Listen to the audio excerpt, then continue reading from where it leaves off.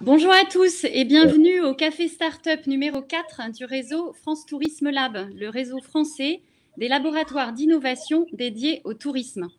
Le tourisme à vélo est l'une des filières les plus dynamiques du marché touristique français.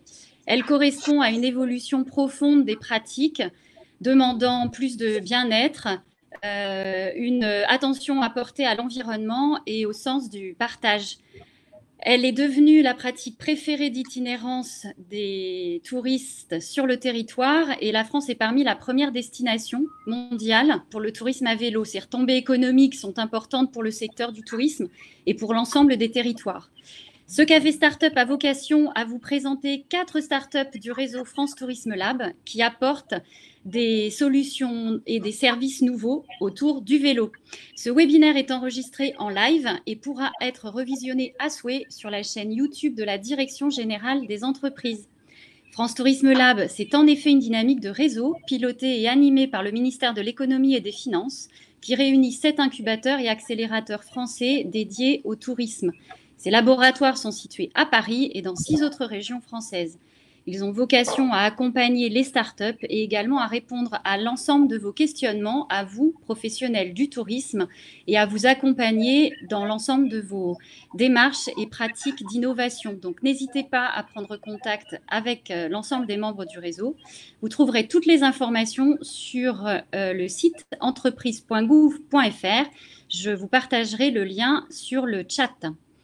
Je suis Aude Apio, chef de projet France Tourisme Lab à la sous-direction du tourisme de la DGE et j'ai le plaisir de vous présenter ce webinaire en compagnie de l'un de nos labs, le Provence Travel Innovation, représenté par Nicolas Geoffroy et Gilles Roland.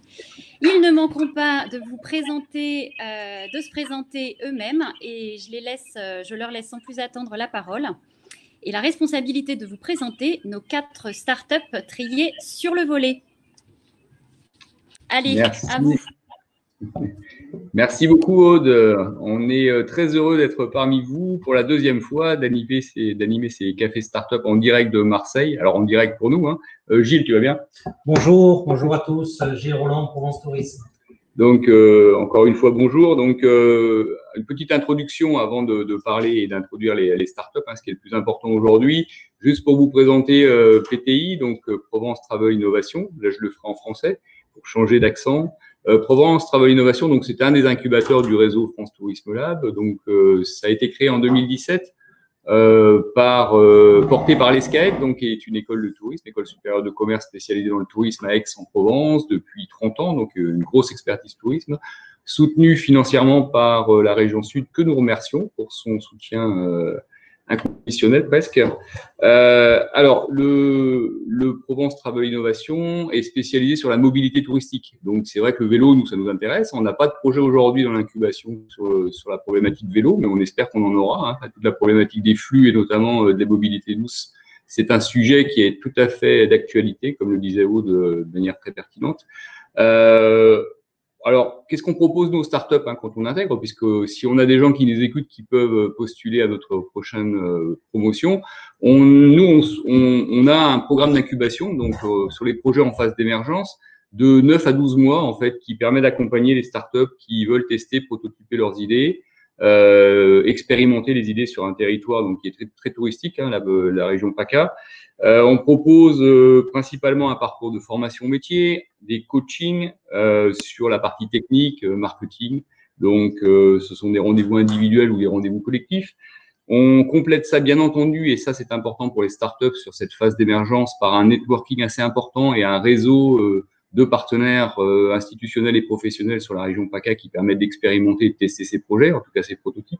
Et puis enfin, au-delà de l'expérimentation, on accompagne les startups sur des événements qui permettent aussi de faire du networking ou du développement de partenariats ou de contrats.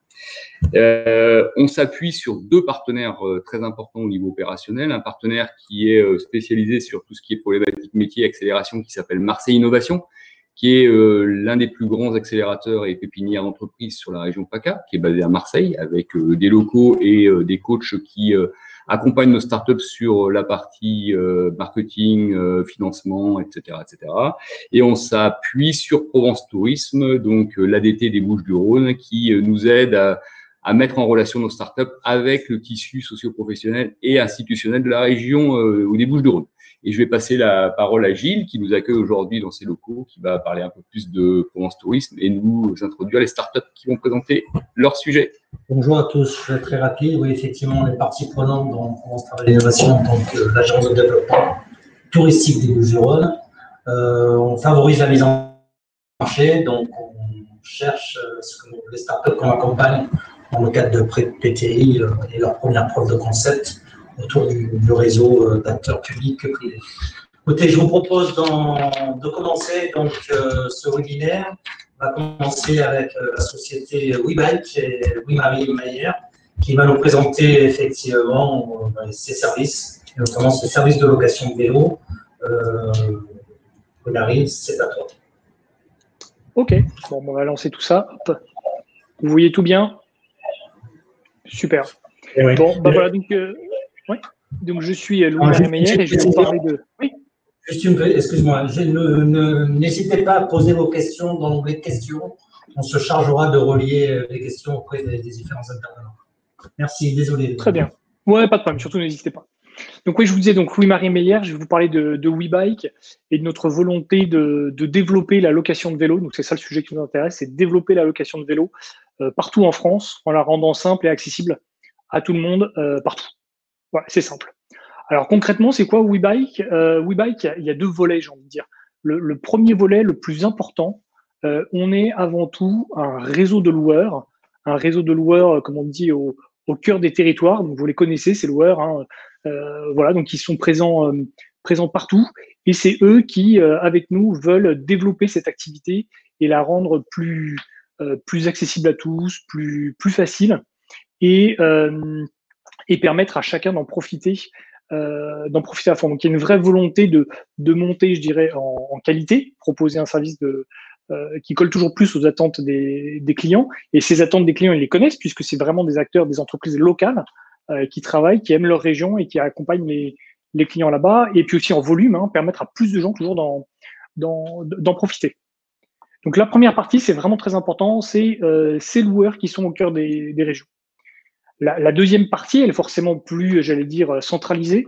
C'est WeBike, c'est aussi une plateforme, un site internet, webike.net, sur lesquels les clients peuvent louer les vélos où ils veulent, quand ils veulent. Alors, très concrètement, comment ça se passe? Les touristes vont sur le site internet, multilingue bien sûr, ils donnent le lieu où ils veulent aller, la ville, le nombre de vélos qu'il leur faut, les types, etc., leur date. Ils payent tout en ligne et nous, le système mouline un petit peu tout ça et le transfert au loueur sur lequel qu'on a défini comme étant responsable de la zone demandée. Donc c'est vraiment, j'allais dire, une mise en relation complète qu'on fait. On simplifie le point d'entrée côté touriste et on prépare, on fait toute l'avant-vente pour le loueur.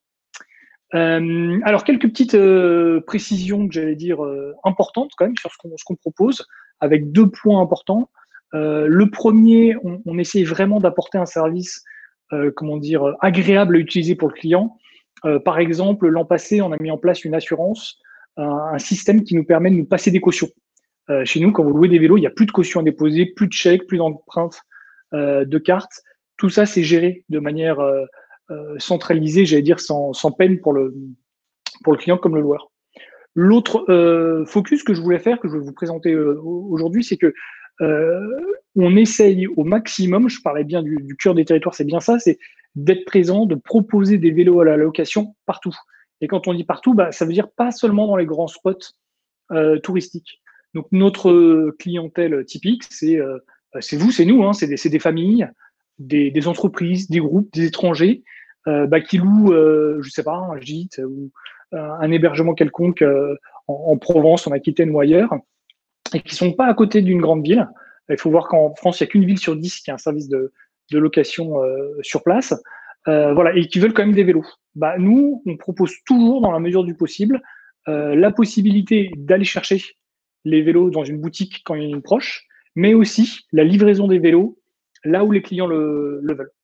Donc voilà, quand je dis que c'était vraiment un service simple et opérationnel pour les clients, c'est ce qu'on essaye de leur proposer un maximum. Et alors, l'autre point, le dernier point sur lequel je voulais mettre l'accent, c'est je vous ai parlé de loueurs de vélo, dont c'est le métier, de la plateforme. Et puis nous, il y a une troisième brique qu'on essaye de développer, à laquelle on croit beaucoup. Quand on parle de location de vélo, on pense qu'on s'en sortira pas juste avec les loueurs existants tels qu'on connaît le système aujourd'hui, mais que toutes les entreprises du tourisme ont leur rôle à jouer. Et l'idée, c'est de permettre à ces entreprises du tourisme local, je pense aux hôtels, aux campings, aux gîtes, et de mettre à disposition des flottes chez eux. Et nous, on les accompagne complètement, toujours avec ce partenariat loueur local. Donc, le loueur dépose les vélos chez eux, fait l'entretien. Eux n'ont qu'à s'occuper du traitement de la clientèle. Et puis, surtout, ils rejoignent WeBike. Donc, on leur fournit tous les outils qu'il faut pour gérer leur réservation, les clients, etc. Voilà, un petit mot peut-être pour terminer sur les nouveautés qui arrivent. Dans ce que je vous ai présenté, en disant les clients peuvent prendre les vélos où ils veulent, la nouveauté pour l'année prochaine, c'est qu'ils pourront aussi les rendre à un endroit différent. On rentre dans ce qu'on appelle l'ère de l'itinérance, et donc les clients vont pouvoir louer des vélos et dans un endroit et les rendre dans un autre endroit, et ça sera sur la plupart des régions françaises de l'année prochaine. Voilà ce que je voulais vous présenter. Je crois que j'ai tenu à peu près dans les temps. C'est tout pour moi, à moins qu'il y ait des questions. Merci. Alors oui, il y avait une question effectivement sur la récupération de vélos des points de chute différents. Je viens de répondre. Moi, une question, Jean-Luc, par rapport à ton développement d'intégrer dans la distribution, dans la mise à disposition de cette offre de vélos sur des points de contact tourisme, office de tourisme, hôtel, etc. C'est une perspective? Non, alors, c'est quelque chose qui a démarré encore à toute petite échelle. Cette année, on devait être sur une cinquantaine, une soixantaine de points équipés, notamment des offices du tourisme, merci de le signaler. Voilà, donc aujourd'hui, on est sur quelques dizaines. On a des demandes sur aujourd'hui au moins une centaine d'autres points à équiper. Voilà, mais c'est quelque chose qui pourrait aller beaucoup, beaucoup plus loin si l'offre est connue et si on s'y met tous. Et ces acteurs sont rémunérés ou pas du tout? C'est vraiment vécu par... Non, complètement. Le but du jeu, c'est de leur faire gagner de l'argent. Hein. C'est le but du jeu. Donc l'idée, c'est qu'eux, ils payent des frais fixes sur la location des vélos. Et selon les régions, le but, c'est que s'ils louent les vélos plus de 3 ou 4 jours par mois, tout le reste, ça leur vient dans leur poche. Voilà. Le but, c'est vraiment que ce soit… Tu mets à disposition d'équipes de communication, je suppose? Exactement. On s'occupe de tout. Et puis, en fait, ils reçoivent même automatiquement les clients qui passent par la plateforme. Donc, ça leur permet aussi d'amorcer la pompe.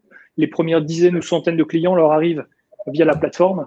Voilà, et puis eux, ensuite, avec leur propre clientèle, peuvent aussi remplir leur planning. Alors, on a une question de Dorothée qui nous demande quel type de vélos sont proposés à la location. Alors, c'est une très bonne question. Aujourd'hui, on propose, j'allais dire, les grands types de vélos, vélos de tourisme, vélos de balade, vélos de route et vélos électriques. C'est un petit peu la star aujourd'hui.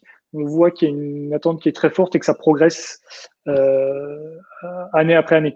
En moyenne, je dirais, on double à peu près la taille du service tous les ans. Le vélo électrique, on est plutôt sur du x3, je pense, en termes de demande. D'accord. Merci. Et on avait… comment évite-t-on la caution? Donc, la question de Laurence. Alors, c'est un très bon point parce que c'est une nouveauté. Donc, la plupart des gens ne le connaissent pas et aujourd'hui, on est les seuls à le proposer.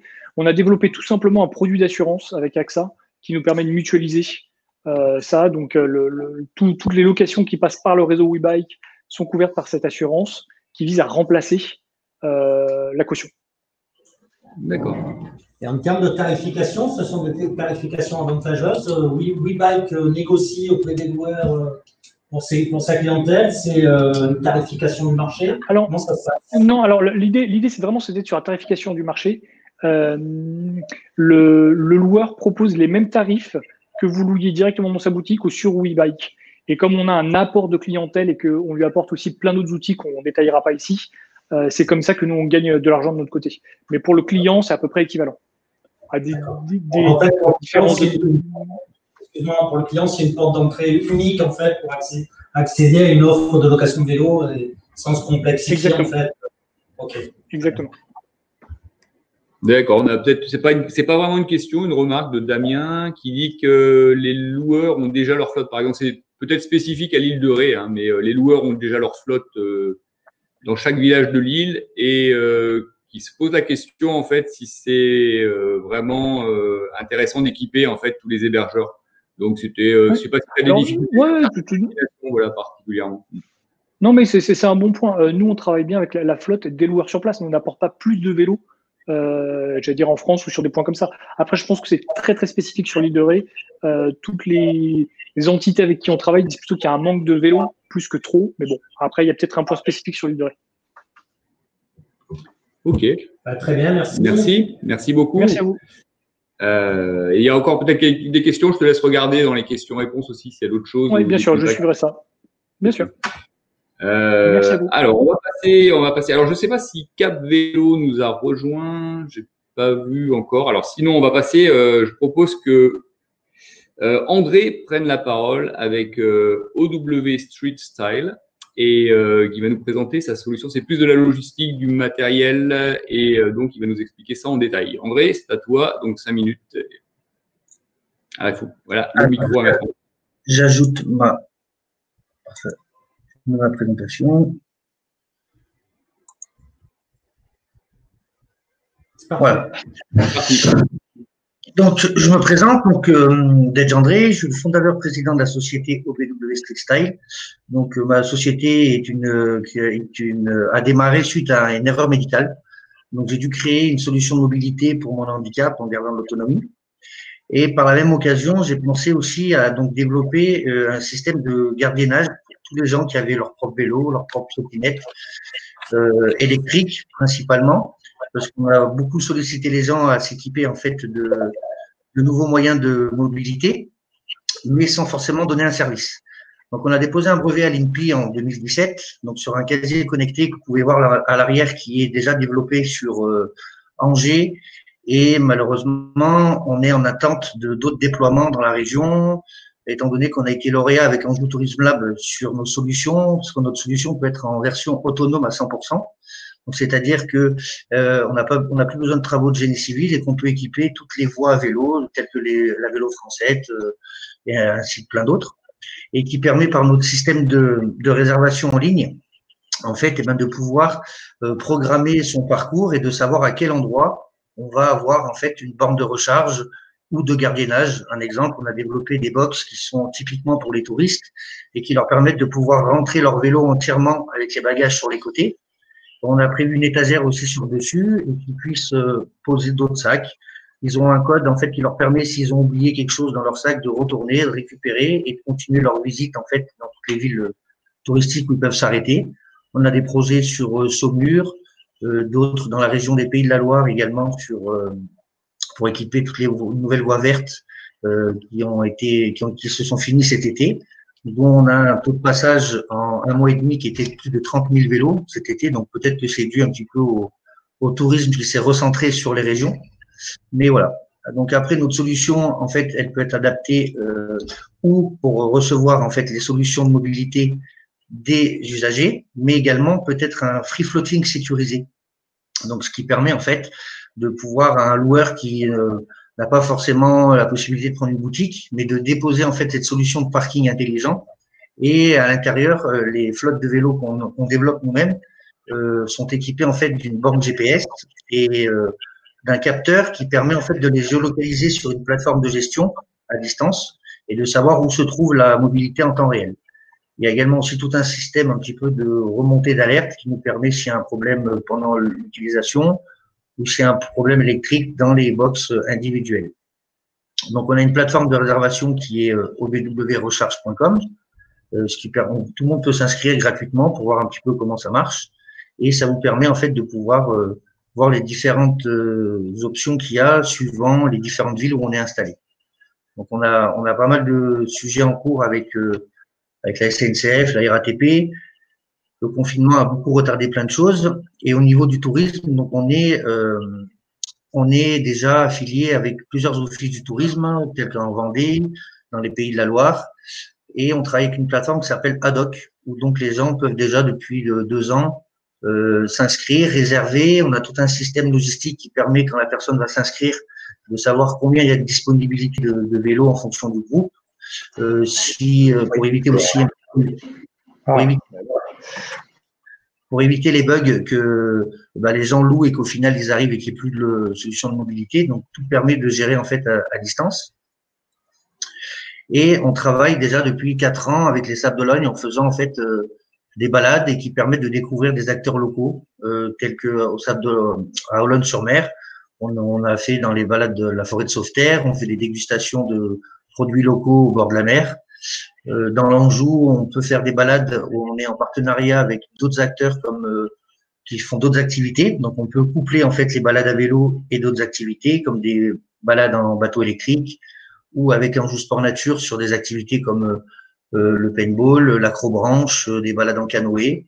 Et en même temps, on peut intégrer dans toutes ces balades-là, on peut intégrer en fait des dégustations dans les producteurs locaux. Donc, comme je vous expliquais tout à l'heure, voilà, notre casier peut être branché ou sur le secteur réseau ou alors en pleine autonomie, parce que notre partenaire officiel, c'est Schneider Electric, avec lequel on a fait un système avec panneaux photovoltaïques, onduleurs et batteries au lithium et qui permet en fait de capter toute l'énergie de la lumière pour avoir des points de recharge. Donc, on a banni tout ce qui était charge rapide pour qu'en fait, tout le monde puisse avoir un temps de charge adéquat en fonction de sa location.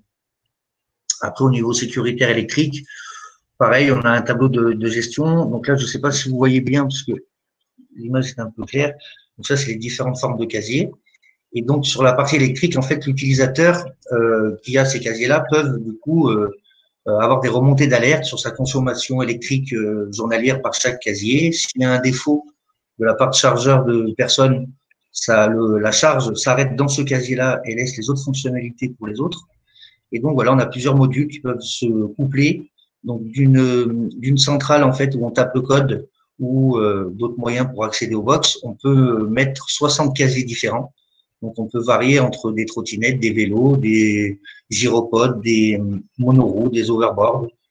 Celui d'Angers a été avec plusieurs casiers différents pour que justement une grand-mère puisse aller au cinéma avec son petit enfant, puisse prendre l'overboard et le lever. On a fait des casiers assez bas pour que justement il n'y ait pas de problématique au niveau de porter la solution et le mettre.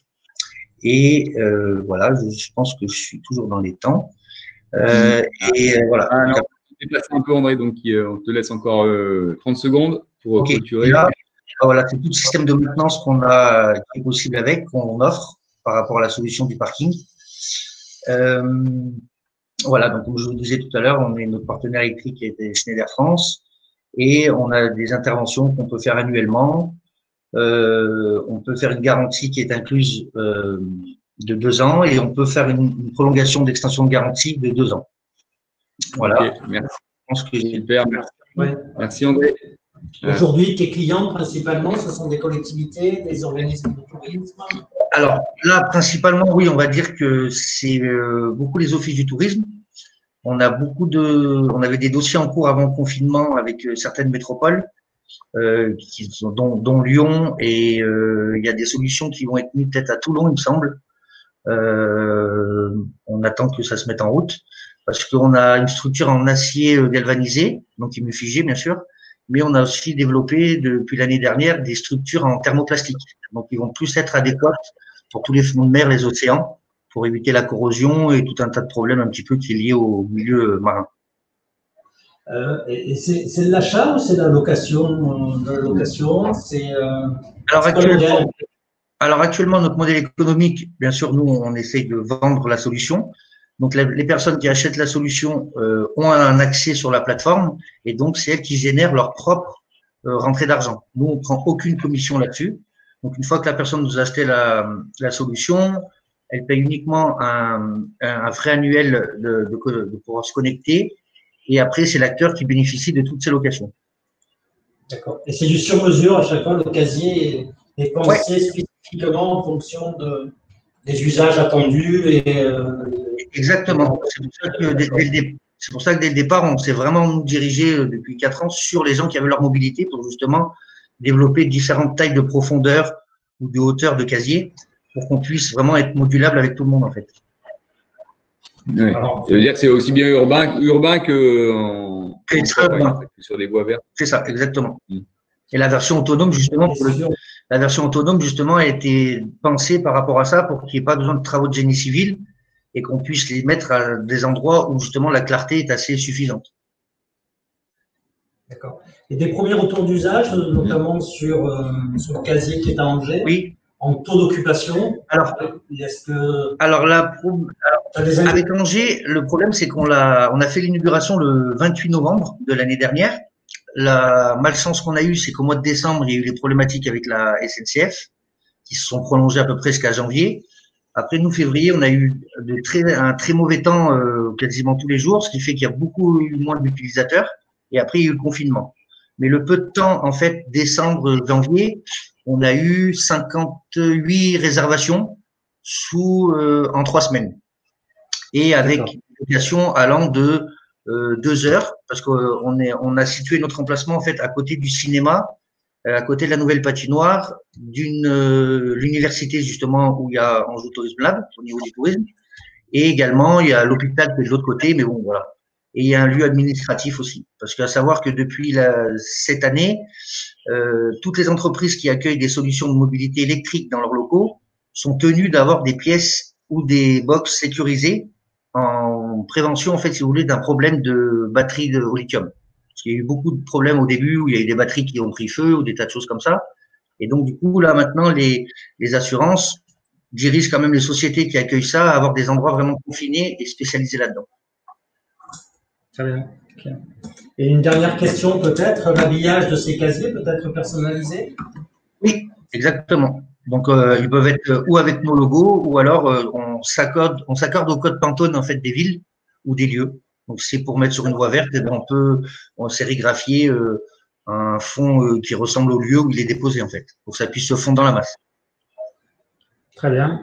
Merci beaucoup. Merci beaucoup, André. N'hésitez pas encore une fois à poser vos questions sur l'onglet questions. Ou à prendre contact. Ou à prendre contact directement avec les entrepreneurs.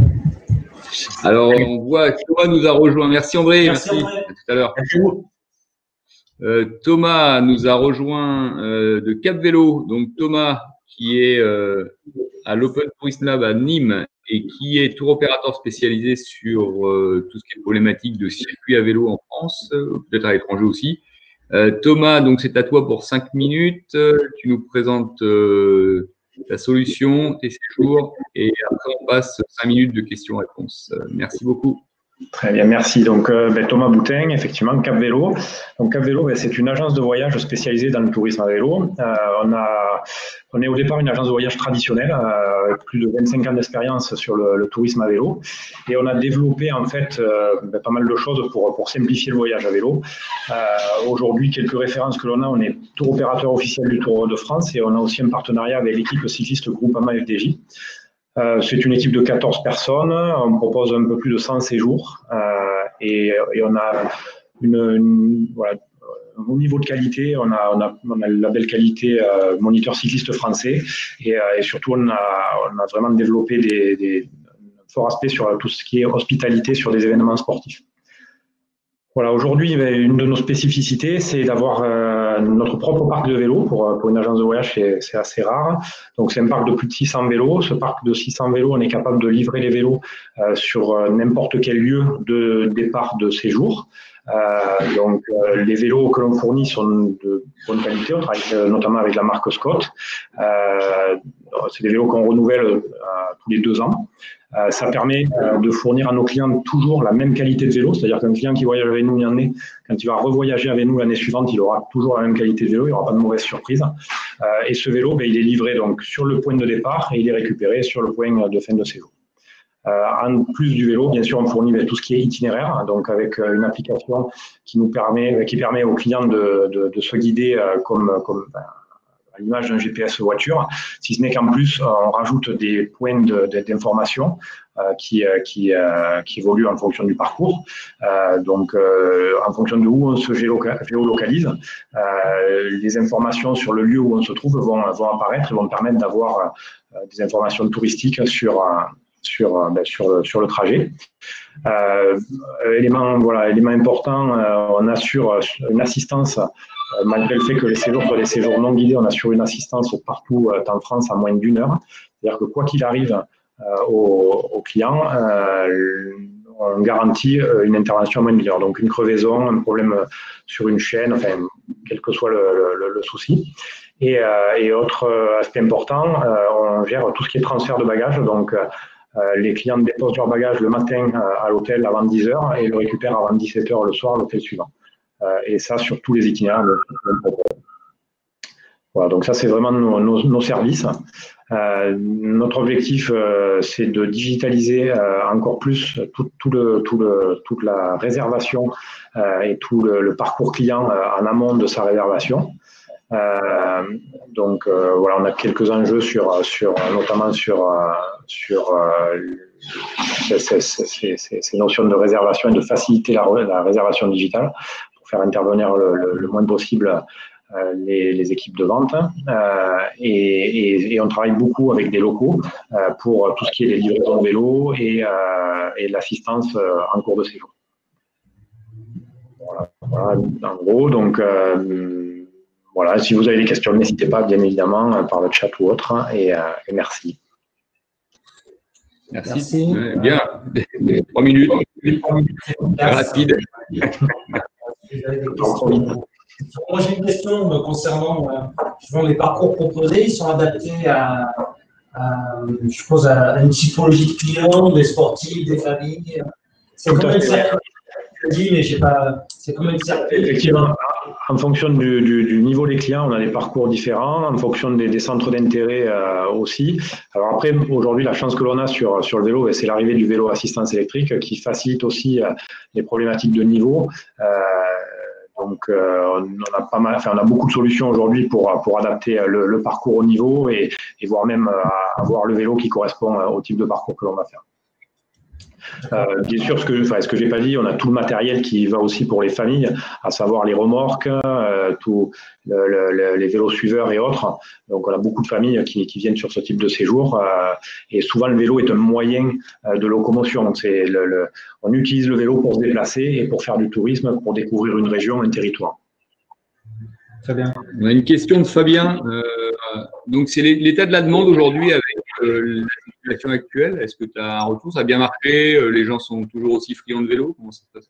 Oui. Alors, forcément, on a le début de saison qui a été perdu, comme tout le monde, mais à partir du moment où il a été possible à nouveau de voyager, où il y a eu certaines garanties, ça a plutôt bien fonctionné sur toutes les clientèles françaises, un peu plus compliqué sur les clientèles étrangères, quelques Européens quand même, mais de manière assez faible. Mais bon, ça c'est lié aux contraintes sanitaires. Et bien sûr, pas de clientèle internationale lointaine. Mais la clientèle française, on a joué un vrai engouement cette année parce que sur certaines destinations, on a même réussi à avoir plus de volume que ce qu'on a habituellement. Et pour autant, avec la clientèle étrangère qui n'était pas présente. Donc non, il y a un vrai engouement sur le vélo. On le constate aussi au niveau des ventes de vélos si on regarde les chiffres dans le secteur. Mais non, on sent qu'il y a quelque chose qui s'est passé suite au confinement et on voit vraiment que ça va se développer et qu'on n'en est qu'au début. Ouais. Proposer des offres à accompagner. Oui, alors oui, nous voilà, effectivement, on a une spécialité sur le séjour en liberté. On a vraiment développé tout un niveau de service qui permet aux clients de voyager en liberté. Ça a d'énormes avantages. L'avantage premier, c'est de pouvoir choisir ses dates de voyage, c'est de ne pas regrouper les clients, c'est-à-dire qu'on n'a pas besoin d'attendre de constituer un groupe pour que le séjour puisse partir. Donc ça, c'est quand même des vrais atouts pour le client. S'il veut voyager le 10 mai, il voyage le 10 mai. S'il veut voyager le 11 mai, il voyage le 11 mai. Les seules contraintes qu'on a, c'est la disponibilité des hébergeurs. Mais à nouveau, la souplesse fait on peut changer d'hébergement quand un hébergement est complet, ou on peut passer dans un autre village quand il n'y a plus de place dans un village, puisqu'on maîtrise vraiment complètement notre logistique au niveau du transfert de bagages et au niveau de la livraison des vélos. Et l'offre guidée, c'est quelque chose effectivement que l'on fait parce qu'on a toute une équipe de moniteurs cyclistes brevetés d'État, mais on le fait sur du sur-mesure, c'est-à-dire sur des demandes particulières et pour des groupes déjà constitués. Et là, à nouveau, on maîtrise notre logistique, c'est-à-dire qu'on a nos propres véhicules, nos propres guides. On n'est pas dépendant de prestataires, on est vraiment complètement autonome et en capacité faire du sur-mesure à 100%. Ouais, pareil, Thomas, moi je repose peut-être la question, je ne sais plus si tu l'as précisé, c'est plus du B2C, c'est-à-dire que tu passes en direct avec les clients ou il y a des intermédiaires aussi qui viennent? Alors sur la partie sur l'agence de voyage, on est bien sûr beaucoup en B2C. Par contre, sur la notion de service, on fonctionne beaucoup en B2B. Alors on a les services qu'on a développés pour nous-mêmes, bien évidemment, mais que l'on commercialise pour nos confrères qui proposent du séjour à vélo pour leur faciliter la logistique. Nous, l'objectif, c'est vraiment de rendre la logistique accessible parce que souvent, sur certaines destinations, c'est très compliqué à trouver des vélos, c'est très compliqué à organiser des transferts de bagages et ça limite en fait la création de séjours. Donc nous, le but, c'est vraiment de pouvoir rendre tout le territoire national accessible en termes de logistique pour ce type de prestations. Donc c'est vraiment un axe fort sur lequel on est. C'est pour ça qu'on a fait en sorte, dès le départ, de maîtriser la logistique et d'être capable de la proposer de manière dépackagée. Oui, peut-être un partenariat entrevoir avec WeBike, pourquoi pas. Une question sur l'âge de la clientèle. Est-ce que l'âge moyen évolue? Alors, il évolue, oui. C'est vrai que nous, on a commencé tôt sur le séjour à vélo, puisque depuis 1994, ça fait plus de 25 ans. On était plutôt sur une clientèle qui avait entre 50 et 70 ans, qui continue à voyager à vélo, hein, on les a toujours, mais on voit avec toute la communication qui est faite sur le vélo, de plus en plus de jeunes, alors jeunes et moins jeunes, hein, mais entre 30 et 40 ans, on commence à voir arriver pas mal de monde et puis beaucoup de familles avec des enfants entre 5 et 10 ans. Donc la clientèle évolue et elle a tendance à se rajeunir, ouais. Même si les seniors sont toujours très présents. Ok, on a une question de Damien qu'on essaie de décrypter, mais attendant de ce décryptage. Une question, comment sont proposés les parcours par rapport à des sentiers existants, par rapport à des routes existantes? Cette proposition de parcours, est-ce qu'il y a des zones blanches aujourd'hui? Alors, il y a effectivement, malheureusement, encore quelques zones blanches. Les zones blanches, c'est pas forcément nous qui les décidons, c'est souvent la demande des clients qui fait qu'il y a des zones qui sont plus ou moins fréquentées. Nous, il y a des endroits où on rêverait d'aller et malheureusement, on n'arrive pas à amener les clients parce qu'on a la chance d'avoir un fort taux de clients qui reviennent régulièrement chaque année. Et il y a des secteurs sur lesquels c'est encore très difficile. C'est pas qu'une notion d'offre, c'est aussi une notion de notoriété de la destination. Voilà. Ensuite, juste oui, effectivement, je vois une question de Damien Moulin sur la notion d'oublier les acteurs du territoire. Alors pas du tout. Les acteurs du territoire, on les fait énormément travailler parce que on va chez des hébergeurs, on propose des activités qui sont sur le territoire. Et nous, notre volonté, c'est vraiment de favoriser la consommation locale. C'est-à-dire qu'aujourd'hui, on travaille essentiellement qu'avec de la clientèle individuelle et très peu de groupes, parce que justement, cette clientèle individuelle elle a plus de facilité à être accueillie par les locaux. Quand on est sur du gros groupe, c'est des fois un peu plus compliqué et effectivement, des fois, certains petits acteurs n'en profitent pas. Et nous, au contraire, on envoie nos clients par ce principe d'application chez des artisans locaux, chez des commerçants locaux, des petits commerces. Ils ont toutes les informations sur l'application pour aller chez tous les acteurs du territoire. Nous, le but, c'est pas du tout de les encadrer complètement. Au contraire, c'est de leur laisser la liberté et laisser le maximum de souplesse pour qu'ils puissent maximum consommer sur le territoire. La seule chose, effectivement, que l'on n'utilise pas, c'est des loueurs de vélos sur place. Effectivement, on a nos propres vélos, mais là, à nouveau, c'est une notion de qualité que pour le moment, on n'a pas réussi à résoudre.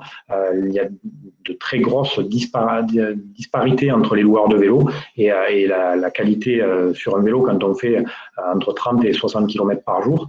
C'est important, ne serait-ce que sur le plan mécanique, mais aussi sur le plan physique. Un vélo bien entretenu, ça a l'impression de vie. On va être obligé de te couper. On a dépassé un peu le temps. Du coup, merci beaucoup. Merci pour les questions. Je te laisse continuer à répondre. Il y a d'autres questions qui rentrent. Donc, du coup, c'est intéressant. Ça suscite beaucoup d'intérêt. Et là, on va appeler donc Frédéric, donc, qui va nous faire la dernière présentation pour, alors, WeBike. j'imagine, ou on va prononcer Urbike, qui concerne des stations de recharge. Donc, j'imagine qu'on est plus sur de l'électrique. Mais il va nous expliquer ça en détail. Donc, un projet qui est accéléré par Open Tourism Lab également. Et donc, c'est à toi, Frédéric. 5 minutes. OK. Bon, c'est bon, c'est affiché, c'est bon? OK. Oui. Bonjour à tous. Donc, Urbic, nous sommes une start-up des Hauts-de-France.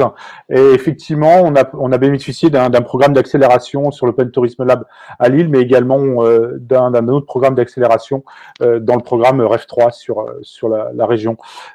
Autour de ça, en fin de compte, notre réflexion initiale a été effectivement de réfléchir à quel pouvait être l'ensemble et le panel de services qu'on pouvait offrir à des cyclistes. Alors cyclistes en vélo mécanique classique ou assistance électrique. Et attendez, hop. Et donc l'idée, ça a été effectivement de réussir à voir comment on pouvait regrouper ces ensembles de services. Bien évidemment, la question de la recharge est un élément un petit peu central parce que c'est quand même ça qui structure quand même beaucoup d'éléments. Donc comment on recharge un vélo à assistance électrique, mais également comment on peut regonfler ses pneus, faire de la petite réparation, mettre de la consigne. Donc comment sécuriser mon casque, mon vêtement de pluie, un bagage, sécuriser mon vélo, et également dans une démarche touristique ou d'information, pouvoir bénéficier d'informations numériques par le biais d'un Wi-Fi spécifique. Alors tout ça là pour l'instant on en a encore un petit peu de théorique. On a un peu deux grandes orientations, nous, et deux marchés qui sont assez différents, au final, qui se recoupent pas mal. On a effectivement beaucoup commencé sur l'aspect tourisme, c'est-à-dire que globalement, l'itinérance, les véloroutes ou des circuits un petit peu plus locaux. Donc là, on est plutôt dans une logique loisir-tourisme, mais on a également une autre activité, une autre action sur plutôt tout ce qui est multimodalité. Typiquement, j'ai une gare en milieu rural, je viens à vélo avec mon VAE, je prends le TER, comment je sécurise mon vélo, mes affaires, et comment je retrouve le soir mon vélo chargé. Alors, on va passer un petit peu à des images. Donc là, l'idée, parce que je trouve que c'est toujours plus agréable de mettre des images sur des mots, c'est là différents gammes, différents projets qu'on cherche aujourd'hui à mener à bien. Alors, on arrive là justement un petit peu à distinguer différentes parties, la partie sécurisation des vélos, la partie consigne casier, donc dans lequel on peut mettre et sa batterie pour la recharger et ses petites affaires, la pompe, les outils, etc. Ce sont des stations, donc je vais en faire défiler puisqu'on a plusieurs modèles et en fonction des collectivités avec qui on travaille. L'idée autour de ça, c'est qu'on travaille autant sur des systèmes effectivement 100% autonomes pour pouvoir se mettre sur des véloroutes que sur des systèmes raccordés au réseau électrique. Donc là, on voit par exemple toute une gamme et sa déclinaison en fonction du niveau de service auquel on veut accéder. Donc là, les différents visuels que vous voyez, en fin de compte, correspondent à des propositions sur différents itinéraires en fonction d'un cahier des charges qui a été défini. Là, on est sur une dernière gamme qu'on vient un petit peu de travailler, qui est plutôt, elle, sur une logique d'aménagement urbain, urbain ou périurbain, peu importe, mais on touche un petit peu moins au tourisme. C'est comment on vient aménager justement ces petites aires de service. Voilà, j'essaie d'aller assez vite pour garder aussi un petit peu de temps sur des échanges. Et puis, je vous propose, je vais juste vous copier une petite adresse d'un petit lien vidéo dans le chat. C'est une petite vidéo qui dure 1 minute et qui représente un petit peu toute la logique justement de ces services, notamment sur les véloroutes et l'intérêt pour les territoires qu'on traverse. Voilà, je vous remercie beaucoup. Merci. C'est vraiment l'intégration dans le mobilier urbain, c'est très intéressant. En perspective, alors aujourd'hui, où tu en es dans ton développement et vers quelle perspective et quel type de clientèle sont bien que ça pourrait potentiellement être des collectivités? Un point de situation aujourd'hui de ton développement? Alors la situation, je pense que de toute manière on la partage quand même un petit peu tous, c'est qu'on travaille essentiellement de façon quasi exclusivement avec des territoires, des départements ou des itinéraires ou des fois plus localement sur des communautés de communes ou d'agglos. un certain nombre de dossiers sont aujourd'hui repoussés, donc la notion où est-ce que ça va nous mener, je ne sais pas. Donc il y a toujours des discussions. Maintenant, c'est effectivement, on est et on voit bien, puisque aujourd'hui je suis pas le seul à parler de ce sujet-là, on n'est pas les seuls à travailler sur ce sujet-là. Je pense qu'on a, en fin de compte, dans l'univers effectivement du tourisme vélo, de l'itinérance, on a effectivement travaillé les itinéraires, on les a marketés, et je pense que moi, en tout cas, c'est le signal que je vois, c'est qu'aujourd'hui, la question des services à amener aux itinérants et aux cyclistes, elle commence à prendre vraiment de la place, quoi. Donc, très clairement, aujourd'hui, on est toujours aussi très ravis de pouvoir échanger avec des territoires, et on est en Hauts-de-France où on commence à avoir de super beaux itinéraires, et on aimerait bien avoir une installation, en tout cas, une belle expérimentation sur notre région. Très bien, c'est entendu. Et du coup, il y a une personnalisation du design, c'est-à-dire que où c'est le même design qui est proposé sur toutes les destinations. Alors, c'est pour ça que alors, je suis passé assez vite, volontairement, mais l'idée effectivement, c'est qu'on a un vrai travail avec, donc je vous dis, soit un département ou soit un itinéraire, où il y a des choses qui sont travaillées plutôt sur mesure. Aujourd'hui, c'est clair qu'il y a un marketing qui est de plus en plus présent sur les itinéraires, bien sûr dans la communication, mais plus largement, quoi. Donc pour nous, on fait complètement partie de l'identité d'un itinéraire, et les produits qui sont proposés, les gammes de mobilier qui sont proposées participent pleinement justement à cette image. D'accord. Et le modèle économique, donc c'est de la vente de mobilier, c'est de la location. Alors le modèle économique est sur un modèle de vente. De toute façon, la collectivité, on est sur de l'investissement. Donc elle investit, c'est du mobilier urbain. On est essentiellement aujourd'hui sur des modèles de ce type-là. Je vous cache pas mais je pense qu'on n'en est pas encore à ce stade-là, qu'on a effectivement des réflexions sur d'autres modèles autour de l'économie de la fonctionnalité, mais je pense qu'il y a encore un chemin à parcourir, mais ça nous donne en tout cas une sorte de vision à plus long terme, qui peuvent aussi nous aider à challenger ce modèle-là, ouais. Mais aujourd'hui, on est effectivement sur de la vente. D'accord, très bien. Est-ce que le modèle Deco a été envisagé Alors, le modèle Deco n'a pas été envisagé.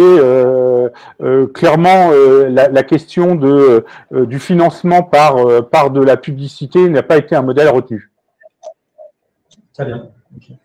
Et justement, qu'est-ce que tu attends des personnes qui participent, par exemple, aujourd'hui au webinaire? Il y a des pistes de partenariat. Qu'est-ce que c'est tes attentes? Clairement, de toute façon, aujourd'hui, nous sommes en recherche active, et on est actif sur le fait de discuter avec des territoires qui font de ces questions du tourisme à vélo, de l'itinérance, et qui en font en tout cas un élément fort de différenciation ou de développement économique. Donc, bien évidemment, c'est ce type d'interaction qu'on recherche pour pouvoir essayer, parce qu'on comprend bien que la mise en place de ces projets se font pas comme ça avec des appels d'offres directs. C'est d'abord aussi des échanges, de comprendre aussi les enjeux des territoires, les objectifs, et puis de pouvoir affiner une offre pour aller jusque-là. Mais donc aujourd'hui, ce qu'on pourrait attendre effectivement, c'est d'initier ce type d'échange. Alors, Frédéric Fabien nous dit qu'effectivement, les projets de points de stockage et de recharge se multiplient. Ce sont encore des projets, mais cela mériterait un recensement centralisé open data. Le développement du globe a besoin surtout d'un investisseur de l'électrique. Alors, la DGE, effectivement, porte aujourd'hui des projets open data. Et effectivement, ces points de service pourraient être recensés dans un open data national qui permettrait effectivement de favoriser l'usage de ces points. Ouais. Aujourd'hui, étonnamment, en tout cas, et c'est un petit peu un moment. Alors, on peut s'interroger. La question, alors, ce n'est que de la recharge. Enfin, on ne parle pas là que de la recharge. On parle quand même d'autres services. Mais aujourd'hui, les seules actions qui sont significatives en France sur ces questions-là sont quand même opérées par un opérateur privé qui est Bosch, quoi. Alors après, c'est un modèle qui est assez différent, hein, qui a aussi son intérêt, hein, mais aujourd'hui, c'est contrairement, vous allez en Allemagne, en Autriche, en Suisse, on est nous à côté du réseau belge, on commence à avoir des niveaux de service pour les cyclistes qui commencent à être très très importants, quoi. Mais je pense qu'on est là, je pense qu'on a aujourd'hui un alignement quand on parle de ces questions avec les itinéraires, mais enfin. Là, on parle d'itinérance, mais enfin, c'est pas que les itinéraires, c'est effectivement des fois des boucles plus locales ou des usages beaucoup plus locaux. Je vous parlais des gares en milieu périurbain. Je connais ici dans la région, dans les Flandres, pour les citer, des petites gares où des personnes viennent à vélo et prennent le TER derrière. Enfin, c'est aussi ce genre de question qui est intéressante, quoi, à traiter. Merci beaucoup, Frédéric. On va repasser la parole à Aude pour faire un dernier tour. Je pense on voit qu'il y a pas mal de synergies aussi à réfléchir entre les différentes startups qu'on peut présenter aujourd'hui. Je pense qu'on a des choses qui sont sur des périmètres assez proches. Et pour aller plus vite, pour aller plus loin, ça sera intéressant effectivement qu'il y ait des échanges entre vous, mais j'imagine que vous l'avez déjà prévu. Aude, c'est à toi en tout cas. Merci à tous les quatre. Merci. Super, merci pour vos présentations à tous. On retire de ce séminaire encore une illustration de toute la ressource et diversité que propose le réseau France Tourisme Lab. Vous avez chacun des positionnements à la fois complémentaires et différenciés. Grâce à vous, on peut louer des vélos et avoir plus de vélos à disposition sur les territoires. On peut mieux savoir où aller faire du vélo tout seul ou en groupe sur des itinéraires qui nous permettent de sortir des lieux les plus communs. On pourra à terme mieux garer son vélo, mieux le protéger, mieux le recharger, mieux stocker les différentes choses qu'on transporte en vélo de manière sécurisée. Donc, bravo pour tout le travail que vous accomplissez. Donc, pour finir, on a coutume de finir un peu par des questions en général qui permettent de faire un peu le tour de table de chacune des solutions.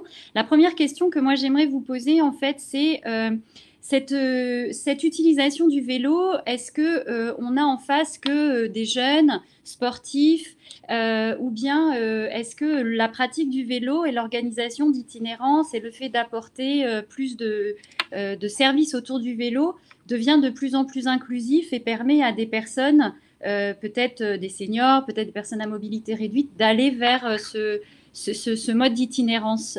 Quelle est votre perception par rapport à vos cibles ou par rapport aux services que vous proposez, vous?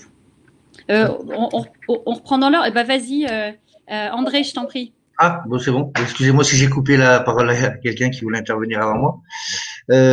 Moi, dans mon cas précisément, vu qu'on développe aussi nos solutions de mobilité et on a fait des systèmes de mobilité inclusive, donc on se rend compte nous en fait que on a c'est plus du côté à partir de la cinquantaine, les jeunes qui pratiquent le vélo en général, ils font plutôt eux-mêmes leur parcours avec les destinations où ils veulent aller. Et nous, on touche plus principalement les gens qui viennent visiter notre région, un exemple, et qui cherchent des nouvelles activités à faire.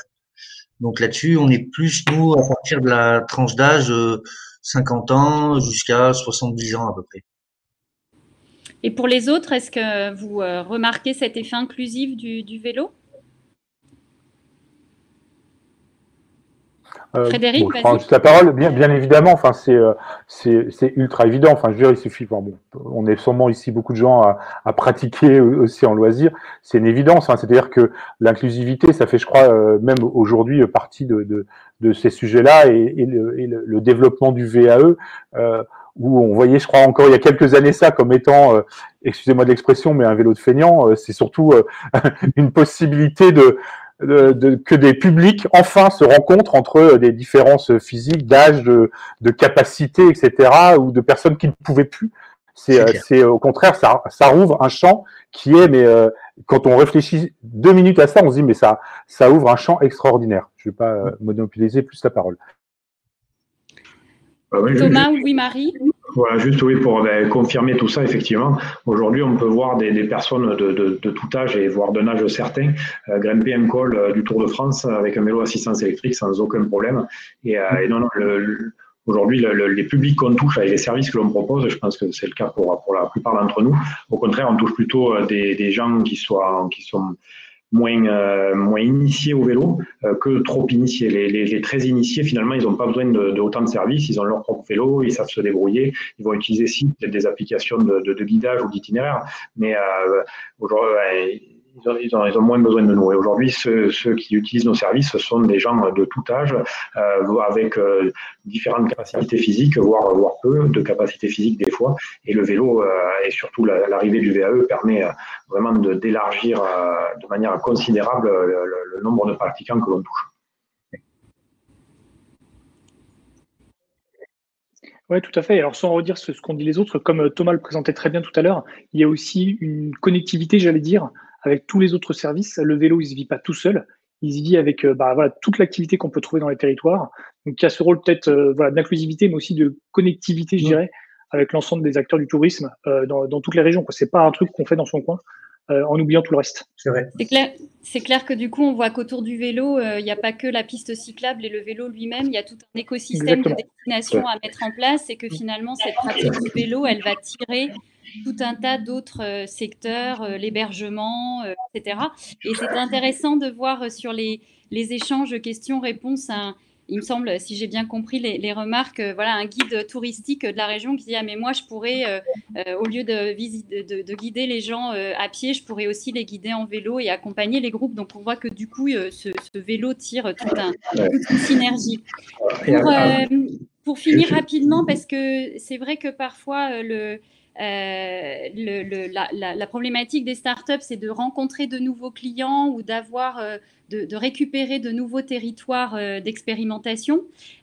Du coup, est-ce que vous pourriez chacun partager la meilleure expérience que vous ayez eue dans la meilleure chose que vous ayez pu faire avec un partenaire des territoires, voilà, un bon retour d'expérimentation, comment ça a pu vous permettre de progresser dans votre offre de service. Voilà, est-ce que vous avez un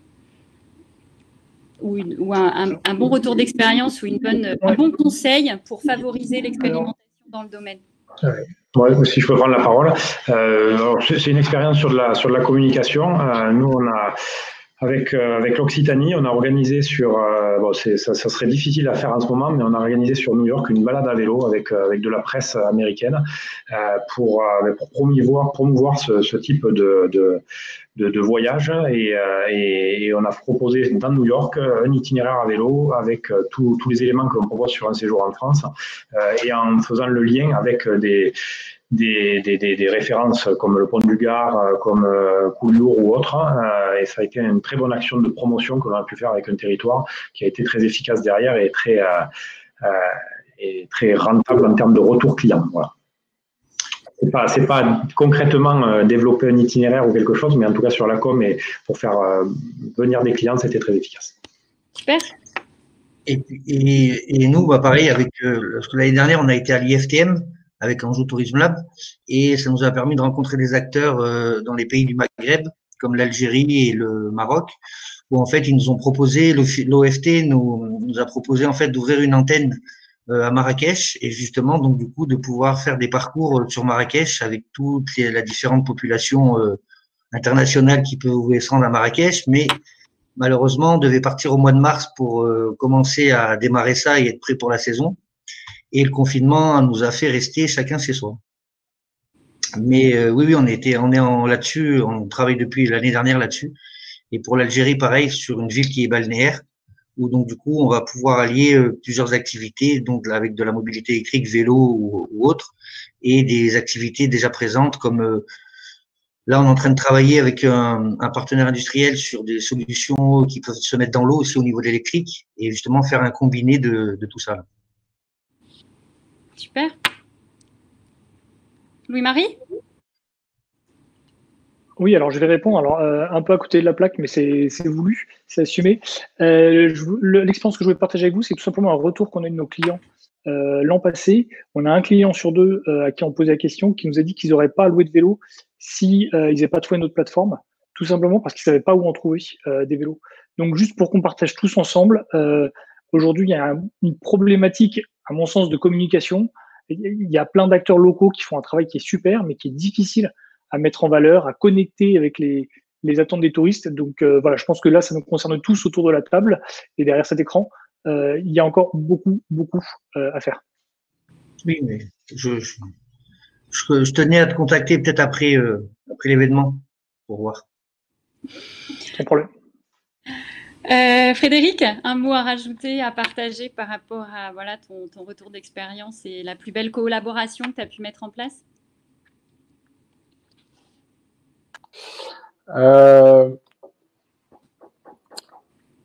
La plus belle collaboration qu'on allait mettre en place, elle est tombée, elle a été repoussée là. Donc, je veux pas faire, mais bon voilà. Hélas, c'est un petit peu la réalité pour chacun. Enfin, moi j'ai des produits qui attendent, voilà, qui sont prêts. Enfin voilà, et on comprend que voilà. Donc c'est vrai qu'on doit prendre un petit peu notre mal en patience et puis rouvrir et puis être aussi très positif vis-à-vis de ça, quoi. Enfin là, je crois que quand même on est dans une.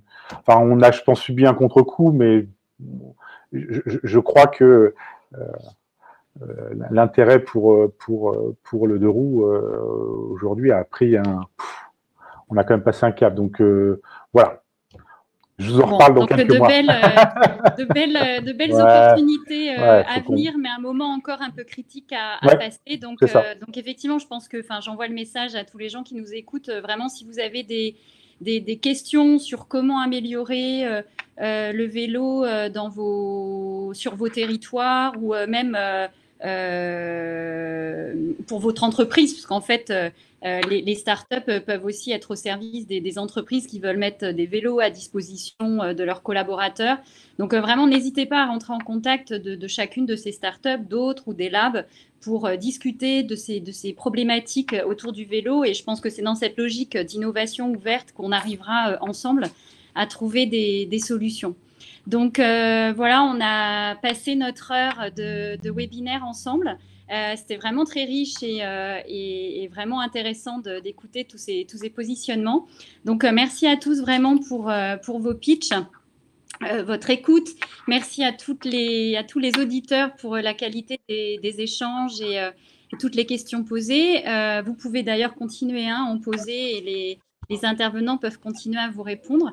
Merci à Gilles et à Nicolas pour l'animation dynamique de ce webinaire, comme vous êtes habitués à le faire. C'était très chouette. Merci à Anne-Marie Michaud, la directrice des projets France Tourisme Lab Innovation de la Direction Générale des Entreprises, pour avoir concrétisé cette initiative.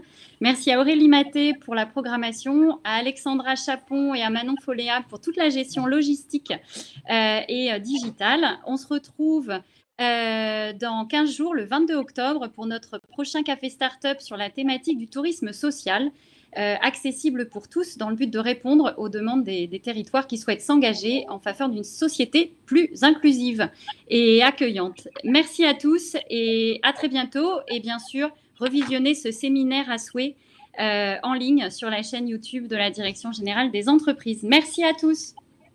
Merci. Merci. Bye.